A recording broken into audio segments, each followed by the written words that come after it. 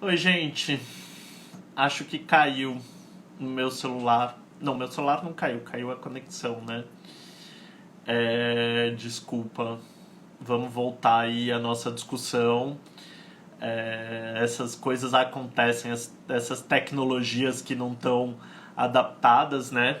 E a gente estava justamente falando com a Maria Silvia como justamente tudo isso acaba sendo uma grande ilusão, né? Esse acesso ao mundo digital e essa questão de conexão, enfim. Estamos nesse horário que é o horário de engarrafamento das lives. E aí tô aqui tentando ver se a Maria Silvia já entrou de novo. Ah, entrou. Entrou, vou chamar aqui a Maria Silvia. Vamos ver se agora vai. Vamos lá. O papo tava tão bom, né? Vamos ver se a gente consegue continuar. Oi, viu o acesso à internet? Não, Na parece que maior cidade do país, São Paulo, não, parece que foi assim, olha, vou mostrar pra vocês como é, tá? como é que funciona? Mas eu juro, não foi de propósito, eu não derrubei de propósito. Gente, não fui eu, foi o próprio Instagram que resolveu demonstrar o ponto que a gente estava discutindo. Bom, eu acho que isso é realmente uma prova de quanto esse esquema que foi inteiro construído, ele é falho, né? E Uhum. eu tô tendo problema de conexão aqui e eu tô no centro, perto da Praça da República, que é talvez o lugar mais servido de infraestrutura da Estrutura, cidade. exatamente. Então, assim, e a gente enfrenta esses problemas. E aí todo esse processo que foi imposto para acessar ao auxílio que é emergencial, como o Social. próprio diz, né? Ele acabou, na verdade, impedindo o acesso à população. E aí, um pouco naquela ideia até do acesso à justiça, impedindo o acesso à justiça dessa população. Pensando a justiça como efetivação de direitos e como a possibilidade de ter acesso a uma Exato. renda, né? Você sabe Uhum. que eu fui lembrar de toda essa discussão sobre acesso à justiça hoje para conversar com você. Eu sou um advogado, não, porque nem advogado eu sou bacharel, eu nunca fiz OAB. Uhum. Então, eu corri. Eu estagiei em escritório de advocacia, escritório de assessoria jurídica popular durante a faculdade. Fui algumas vezes em fórum e tribunal de justiça, em casos de defesa de comunidades que estavam sendo ameaçadas de remoção, etc. E isso me traumatizou num nível que eu Sou falei que demais. não era para mim, sabe? É, E ontem, hoje mesmo, ontem estavam noticiando de algumas reintegrações de posse, né, em alguns lugares aqui da cidade de São Paulo, em plena pandemia, sabe? eu É uma violação de direitos constante, constante. em Guaianazes, aqui em São Paulo, que removeu 900 famílias Exato. e 900 famílias que foram retiradas de onde estavam ocupando em plena pandemia. Não só foram retiradas, Uhum. cenas da destruição dos lugares onde elas moravam. E aí, qual a providência tomada para possibilitar de fato o isolamento delas? E Sim. assim, não só tá arriscando, vamos lá, fazendo uma conta assim por baixo, mas muito por baixo, que essas 900 famílias, cada uma dessas 900 tivesse três pessoas. Isso é arriscar a vida de 2.700 600 pessoas pessoas, no por mínimo. baixo. E ainda, muitas delas vão procurar abrigo com suas famílias, com amigos, com seus parentes, e aí vão acabar, se estiverem contaminadas, contaminando outras Outras pessoas pessoas. e tornando a casa ainda mais cheia de outras pessoas e dificultando ainda mais o isolamento. Então, uma ação Exato. como um absurdo. Exato. Maria Silvia, me diz uma coisa. Aí, falando, eu fiz toda essa digressão minha de ter fugido do mundo do direito, que é justamente para entrar no seu mundo jurídico, que é o que você tem disputado, né? E aí Uhum. eu queria conversar um pouco como tem sido esse estar dentro do meio jurídico, estar dentro, por exemplo, de uma comissão de igualdade racial como o da OAB São Paulo, e quais são os desafios que isso tem trazido para você, assim? Porque eu digo isso porque eu fui ver, por exemplo, que vocês articularam uma carta das juristas negras em pleno Congresso Nacional das Mulheres. Eu achei super bacana. Então me conta um pouco como tem sido isso, disputar o campo do direito como mulher negra. Bom, como disputar qualquer campo, qualquer espaço de poder em qualquer área no Brasil, né? Uhum. Não é fácil. Nós apoiamos essa gestão, essa nova gestão, 2019-2021. Nós apresentamos nossas reivindicações para esse apoio. Então, nós escrevemos uma pauta mínima, não é? Para o fortalecimento da advocacia negra, mas a gente sabe, Rodrigo, e não vou, né, deixar de falar aqui, que nós vivemos um país estruturado pelo racismo, as instituições, não é, são racistas, não é? A gente sofre um racismo institucional bastante latente nesses espaços, tanto públicos quanto privados, não é? E quando a gente fala de racismo institucional, a gente tem que pensar que esse racismo ele se dá pela atuação individual dessas pessoas que estão nesses espaços, não é? Então, eu não estou dizendo aqui que todas as pessoas que estão nesses espaços são racistas. O que eu estou dizendo é que essas pessoas foram socializadas numa estrutura e numa sociedade racista, né? Porque em direito, né, e a gente estudando a questão racial, a gente tem que determinar, tem que entender o que é racismo interpessoal, não é? Que é aquele que você pratica e que está enquadrado ali na Lei 7.716 ou no parágrafo 3º do artigo 140, enfim, são coisas distintas, né?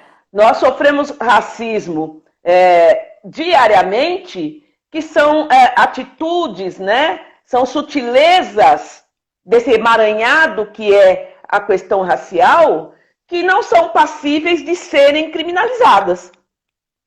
E que não deixa de ser racismo por conta disso, né? Então, não é um espaço fácil.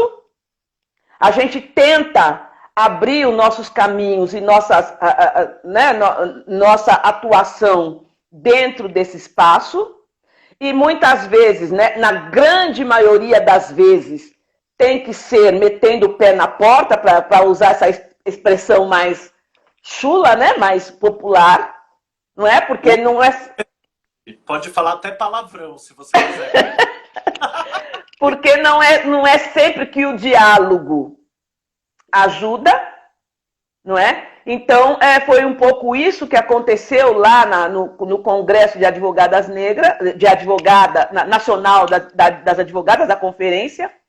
Nós tivemos que nos juntar num grupo, escrever um documento e expor a nossa situação na sociedade e dentro desses espaços institucionais. A OAB é um deles, né? É um deles. Então, foi isso.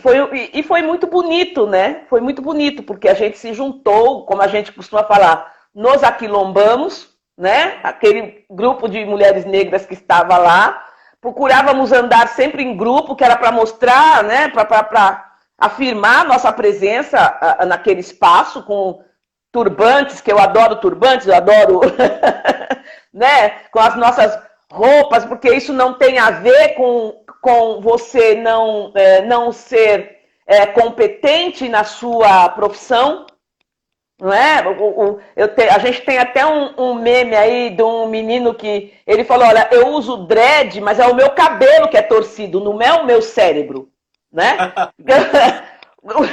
O cérebro funciona como de qualquer pessoa, então não é porque a gente está com turbante ou porque a gente está com uma roupa colorida que nós somos menos competentes nas nossas áreas de atuação. Então, nós fizemos questão de trazer isto naquela conferência e acabou surtindo um impacto positivo, né? Teve uma repercussão aquela nossa atuação. Mas a gente tem que continuar, não é? Nessa luta, porque foi um episódio, foi um acontecimento. E a gente não pode deixar que isso caia no esquecimento, né? Então a gente está tomando outras providências e fazendo outros pleitos dentro da OAB para que a gente tenha reconhecida, né, a nossa atuação, as nossas reivindicações. Por exemplo, uma coisa que nós estamos brigando muito, e aí eu não sei se vocês chegam a acompanhar, até porque você não está mais, não atua mais tanto na área do direito, né? É interpelar organizações que realizam eventos, que elaboram eventos onde não tenham pessoas negras. Não é? No mundo jurídico, isso em todo lugar é assim, mas nós estamos fazendo essa discussão no mundo jurídico, porque nós temos pessoas muito competentes para falar de assuntos jurídicos e que não são lembradas. Ocorreu recentemente, né? Um caso, acho que era de estudos constitucionais. Estudos constitucionais, estudos tributários. Eu vi. Né? Então, a gente também estamos também trabalhando, né? E pleiteando nossa presença nestes espaços, né? Não tem sentido a Ordem dos Advogados do Brasil, por exemplo, e isso acontece o tempo inteiro, não é? Organizar eventos onde pessoas negras não sejam convidadas, é surreal isso, né? E isso porque nós estamos falando de uma instituição que tem o dever de zelar pela Constituição, justiça social, direitos humanos, né? Fazer a defesa da cidadania. Tá? Então, nós estamos cobrando essa atuação e os desafios são esses, Rodrigo. Eu acho que o nosso maior desafio é fazer com que a sociedade, e aí eu estou falando de pessoas não negras, né? Eu estou falando de pessoas brancas, percebam que nós vivemos, ou percebam, não sei se é a palavra, mas aceitem, né? Entendam que nós vivemos, né? Que nós vivemos num país racista, que as pessoas são racistas, e quando a gente fala, olha, a sociedade é racista, eu não estou falando de um indivíduo particularmente. Eu não estou apontando o dedo para um indivíduo, né? Porque também tem isso, né? Infelizmente, esse eurocentrismo fez com que as pessoas também ficassem egocêntricas. Então, sempre que a gente fala alguma coisa, ela pensa que é a respeito dela. Eu estou falando de uma sociedade, né? Que foi socializada numa estrutura racista, cujos aparelhos ideológicos que a gente fala, escola, imprensa, igreja, se estruturaram para que esse racismo, né, se produza e se reproduza o tempo todo. E aí a gente tem um trabalho da Sueli Carneiro, não é? Uma tese de doutorado dela, que é fantástica e trata dessa questão. E ela fala lá que essa sociedade, essa estrutura, esse racismo estrutural, ele forma replicantes, tanto dos que se sentem hierarquicamente superior, quanto dos que se sentem inferior, que são os negros. Porque quando você entra na escola com 4, 5 anos de idade, né? E você só vê naquela escola que os negros são os faxineiros, mas não são professores, não são diretores, não são as pessoas que têm cargos mais qualificados, vamos dizer assim, você está incutindo naquela criança que ela não vai ser nada além do que o futuro dela é ser um faxineiro. Né? E a mesma coisa nos outros espaços, na mídia, por exemplo, né? Então, é disso que a gente está falando. Né? Então, a sociedade precisa começar a entender que nós vivemos uma estrutura e relações sociais que são racistas. as pessoas precisam começar a se questionar, não é? O quanto esse racismo, o quanto essa estrutura os privilegia ou as privilegia, como você falou aqui, né? Essa democracia, para quem ela foi desenhada, tá? Eu tenho feito algumas lives, Rodrigo, e eu tenho citado muito um texto de uma pesquisadora da área da educação, doutora em educação, que é a Denise Carreira, você deve conhecer, né? Lá da Ação Educativa, uma amiga querida, fantástica, estudiosa, uma antirracista comprometida, combativa. Ela escreveu um texto que se chama O Lugar dos Sujeitos Brancos na Luta Antirracista. Esse livro foi publicado numa revista internacional de direitos humanos, na revista Sur. Está disponível no site do Gueledés, para quem quiser visitar, conhecer o site e ler esse texto e refletir, né? Refletir um pouco como essa estrutura e essas relações raciais, né, beneficia e privilegia essa população branca, essa sociedade branca, e o que ela pode fazer efetivamente, não é, para se comprometer com a luta antirracista.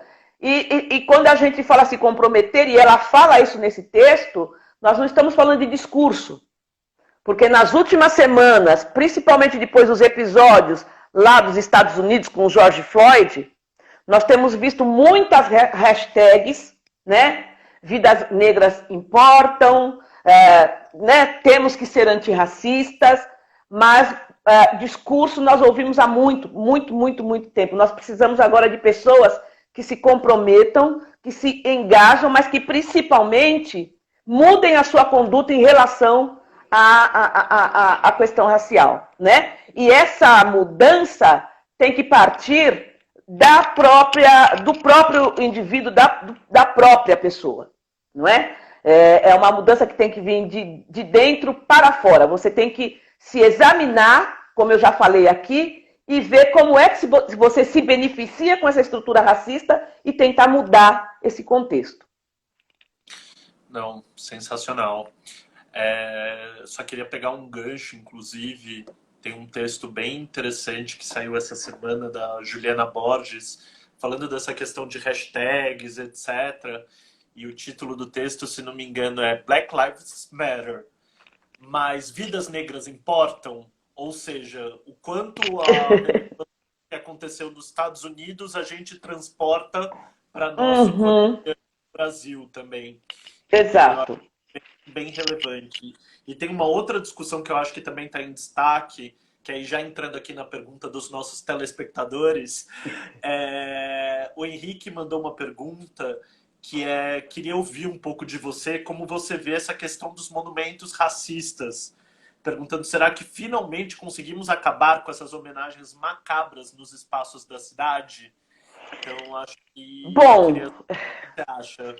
Fora do país, né, nos Estados Unidos, na Europa, na Inglaterra, a gente tem visto, não é, que a população não branca tem tido êxito, né, nesse sentido de qual é a relevância que tem, qual o sentido, né, para essas pessoas que tem de você ficar criando estátuas e homenageando pessoas, né, que escravizaram, que mataram milhões de seres humanos, né? Se nós trouxermos isso aqui para o Brasil, né, a gente tem agora, muito recentemente, o livro daquele jornalista, que eu não vou lembrar o nome, mas que o livro se chama Escravidão ou Racismo.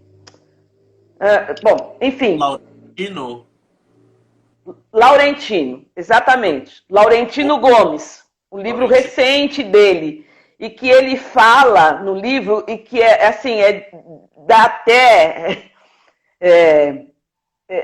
a falar é difícil, né? Ele diz no livro que durante o período de escravização e o tráfico negreiro, né?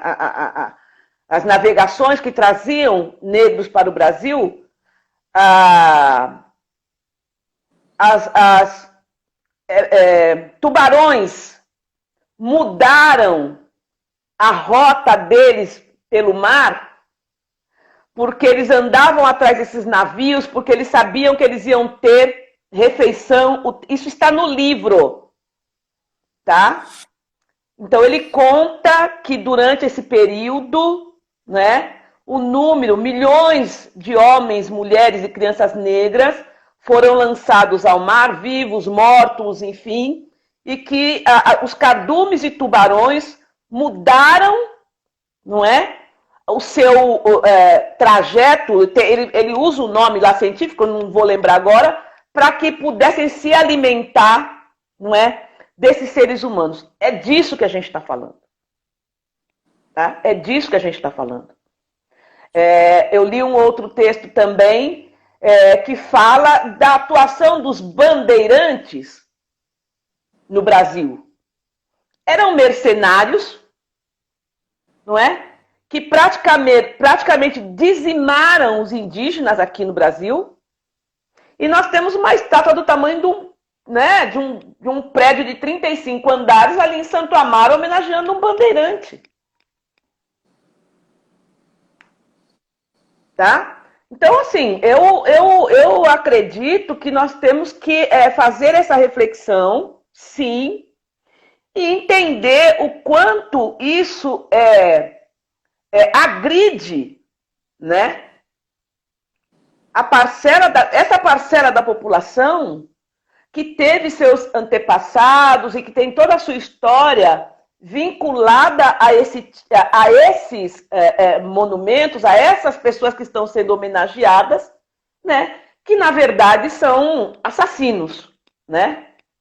Em sua grande maioria, porque não necessariamente eles precisavam estar lá chicoteando um homem negro, uma mulher, enfim, mas que ganharam muito dinheiro, né? Ganharam muito dinheiro com a morte desses seres humanos, né? Então, eu acho que, na minha visão, na minha concepção, eu acho que está certíssimo. Tem que mudar esse panorama. Não, eu concordo super. Eu acho que a gente tem que entender, e é uma discussão complexa, é uma discussão que não 5 minutos você não faz, mas é entender que a mudança na cidade é um ato político também. E isso entra muito, eu acho que na dimensão do direito à cidade, que a gente no Polis trabalha tanto, que é justamente como a partir da mudança da cidade você muda a sociedade também. E como a partir da sociedade você muda a cidade. Então, eu acho que é extremamente importante essa discussão nesse momento, porque ainda mais escancara essa dimensão de luta antirracista que é o direito à cidade também. Então, tem muita gente que fala, é apagar a história. Eu acho que ninguém está querendo apagar a história. A gente está querendo passar a história limpo, né? A gente está querendo dar o devido lugar às pessoas que fizeram a história. Eu vou fazer só um adendo, Rodrigo, só fazer um pequeno adendo. Claro. Por exemplo, né, a gente teve a questão do Holocausto, né? Alemanha nazista. Alguém pensou em criar uma estátua para Hitler porque não podemos apagar a história? Eu usei esse mesmo exemplo essa semana numa entrevista. A pergunta que fica é essa. Não, tá certíssimo. Assim, porque, e aí trazendo um pouco também para a complexidade brasileira, né, também, e até usando o caso do Borba Gato, da infame estátua do Borba Gato, né, a gente tem o genocídio nos olhos dos outros é refresco, né? Então, triste! Então, assim, a gente acaba sendo complacente com isso. Quando, na verdade, a estátua que representa justamente a acumulação de dinheiro e a acumulação de capital que a sociedade paulistana das famílias quatrocentonas, como ainda muita gente se denomina, e tantas famílias que até hoje são ricas, se deram em cima justamente do genocídio, né? Não é? Então, Exatamente. é uma memória que precisa a todo custo ser revisitada e colocada no devido lugar, né? Então, eu acho que, assim, recomendando também alguns textos, o do Tiago Amparo essa semana na Folha foi bem interessante. Teve Uhum. textos também bacanas sobre o tema. Acho que é um tema que ainda vai ter muito pano para manga e a gente tem que realmente fazer essa discussão. Tem mais uma Certo. pergunta aqui também da nossa audiência, perguntando para você como você acha que organizações e pessoas, eu acho aqui pela pergunta que é mais talvez organizações e pessoas que não são negras ou de organizações não negras podem agregar na luta antirracista. Então, você até citou o texto da Denise, por Sim. exemplo, E mas que ela fala, inclusive, de instituições, né? De como as instituições podem ajudar. Mas, por favor, complete essa. não é isso, eu acho que é justamente isso. Como a gente pode ir além do que a Denise coloca, nesse momento tão complexo que a gente está vivendo, que ações concretas você sugeriria, por exemplo, numa organização? Ou... Olha, eu acho que, como eu disse, né? Eu acho que primeiro ponto é você olhar para dentro, né? Essa organização branca, quantos negros elas têm trabalhando dentro. Começa olhando para dentro, né? Que são pessoas que podem trazer as suas reflexões, podem trazer as suas experiências, não é? Porque eu não gosto de usar a palavra diversidade, eu vou usar aqui porque é o que a gente usa muito. Mas a diversidade traz, né, um capital intelectual maior para as organizações, né? Porque são experiências diferentes, são visões de mundo diferentes que se complementam e que pode trazer um resultado. Inclusive, quando você vê lá instituições de auditoria, como, salvo engano, a McKinsey, falando sobre isso para empresas, né? E aí empresas que visam lucro, enfim, que essa diversidade, inclusive, aumenta os lucros, né? Porque você tem uma possibilidade maior de engajamento das pessoas, de visões de mundo, de soluções, não é? Mais interessantes para aquelas organizações, para essas empresas. E eu acho que da mesma forma para as organizações brancas. Né? Então, acho que a primeira coisa é trazer para o seu staff, é trazer para o seu corpo de colaboradores pessoas negras. Conversar com elas, escutar a experiência delas, né? E aí começar a pensar de que forma pode se engajar na luta antirracista. Tá?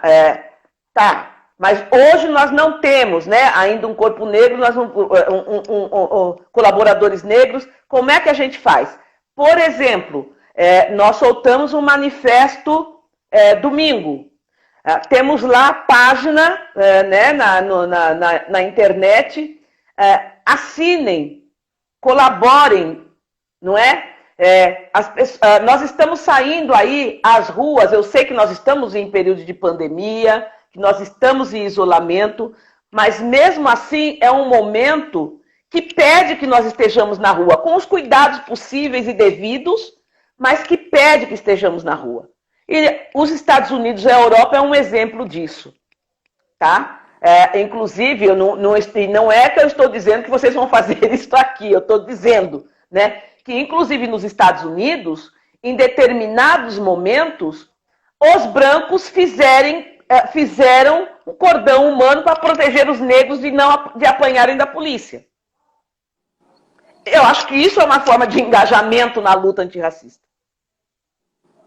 Tá?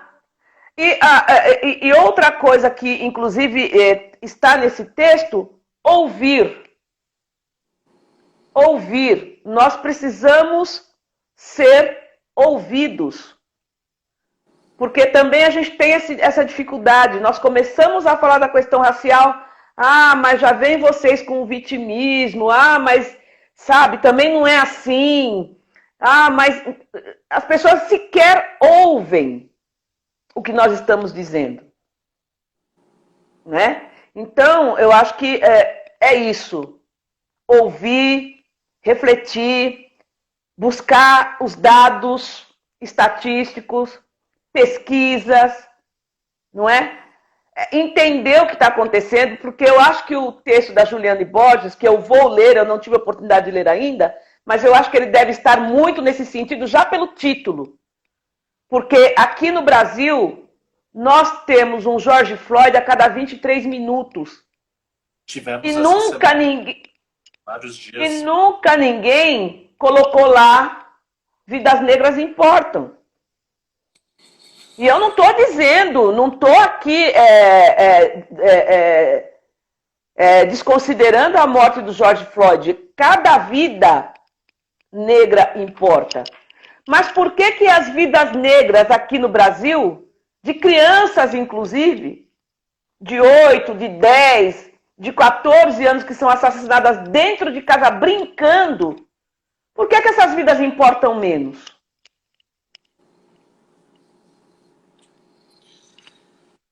Segunda-feira, um menino foi morto na Zona Sul de São Paulo. Na Zona Sul, bom, enfim, nem importa onde.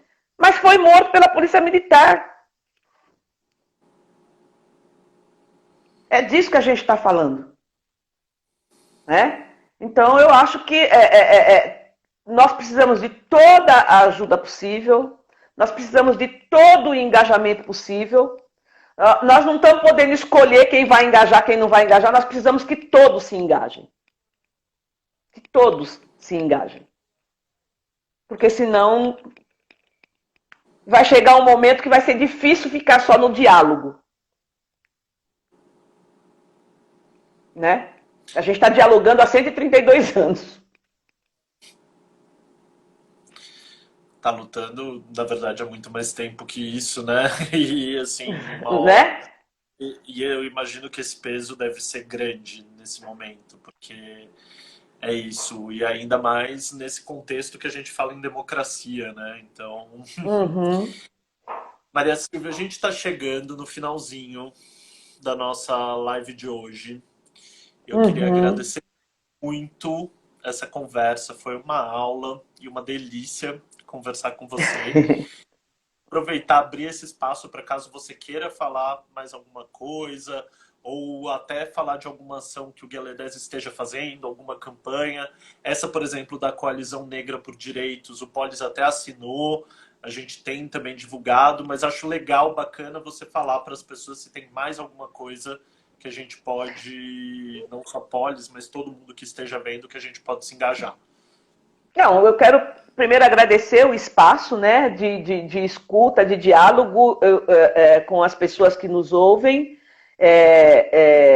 Vou aqui indicar a página do Gueledés, né? Nós somos uma organização de mulheres negras que completou esse ano 32 anos de atuação na denúncia do racismo, do sexismo, do machismo, porque nós trabalhamos basicamente as questões de gênero e raça, né, na sociedade brasileira. Então, nós temos um site, que é o www.gueledés.org.br, ou se você jogar no Google Portal Gueledés, você chega na nossa página e lá nós temos uma série de artigos, notícias, indicações de texto, literatura, enfim, para quem quiser se aprofundar o que a gente chama de letramento racial, né? Então tem para todos os níveis, tem para quem já tem uma compreensão bastante importante da questão racial e tem para quem quer se iniciar, né? Então indicar esse espaço, tá? E enfim, visitem a página da coalizão, veja quais foram as ações que nós fizemos no último ano e meio, né? Porque a coalizão ela nasce a partir do momento que o governo divulga, né, aquele tal pacote anticrime, né, que era a legalização do extermínio da população negra, do genocídio da população negra, e aí nós tivemos que nos organizar para atuar contra esse pacote. Então nós temos, todas as nossas ações estão ali, no site da Coalizão Negra por Direitos, né? E é isso. Mais uma vez agradecer e engajem-se, combatam o racismo, porque, como diz a Angela Davis, não é suficiente não ser racista, não é? Não basta não ser racista. Você tem que ser antirracista, mas um antirracista que combata o racismo. Eu acho que é isso. Poxa, Maria Silvia, brigadão. Vai ficar salvo aqui, se você quiser depois compartilhar também, vão ficar salvas as lives da gente no Instagram do Polis, no IG. E convido você e quem estiver assistindo a gente a continuar vendo as lives que a gente faz toda semana. Na próxima semana o tema vai ser mais enfocado na população LGBT. A gente, como vai estar na semana do Dia Internacional do Orgulho LGBT, a gente vai ter aqui com a gente Keila Simpson. Não sei se você conhece ela. Conheço a Keila, sim. Então, e ela vai estar aqui conversando com a gente semana que vem. Então você está mais do que convidada para vir também conversar com a gente, tá bom? Ok, nossa companheira de luta também. É uma outra parcela da população que, não é, como nós da população negra, luta pelo direito de respirar, né? Pelo direito de existir. Eu acho que é isso. Total. Gente, Maria Silvia, brigadão, brigadão, gente. Boa noite para todo mundo. Tchau, tchau. Obrigada. Tchau.